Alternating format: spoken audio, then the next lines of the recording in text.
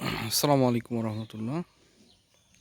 আপনারা দেখতেছেন সামনে অনেক গাছপালা, ছোট ছোট গাছপালা, পেঁপে গাছ, লেবু, বেগুন গাছ, করলা, অনেক ধরনের গাছপালা হয়েছে এখানে। এই নিচে বতুয়া শাক, এই যে কত ধরনের পেঁপে গাছ, আম গাছ। এটা আসলে আমাদের একটা জায়গা ছিল এখানে 3 শতক, প্রচুর পরিমাণে গাছপালা লাগানো হয়েছে, বিভিন্ন ধরনের সুপারি গাছ, ফল গাছ, শিম গাছ, 12 মাসি শিম। এটা 12 মাসি গাছ অবশ্যই, এটাতে গাছ বড় হবে, এখন ফলও আসবে আশা করা যায় ইনশাল্লাহ। এই যে কাঁঠাল গাছ আছে এখানে, মোরিঙ্গা আছে, সজনা, এই যে লাল শাক, রেড অ্যামারান্থাস, এই যে ডাঁটা শাক আছে, পেঁপে গাছ আছে অনেকগুলো মাশাআল্লাহ দেখতেছেন। এখানে আবার লেবু গাছ, এই যে অড়হর কালাই, গো মটর যেটাকে বলে আর কি।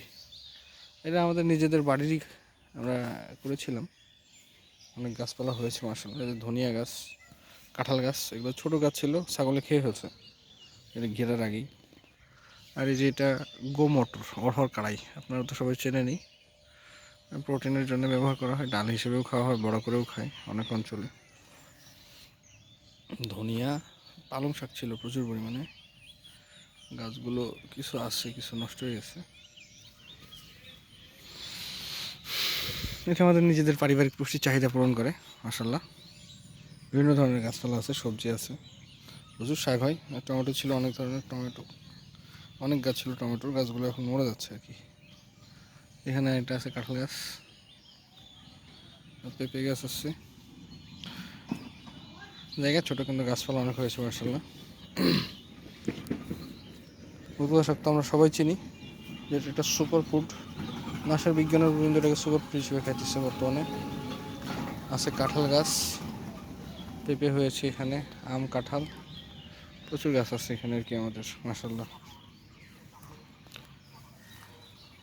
এখানে আমাদের পালং শাক ছিল, পালং শাক যেটা শাকের মধ্যে আমিষ হিসেবে খাওয়া হয়, গণ্য করা হয়। পালং শাক ছিল এখানে প্রচুর পরিমাণে।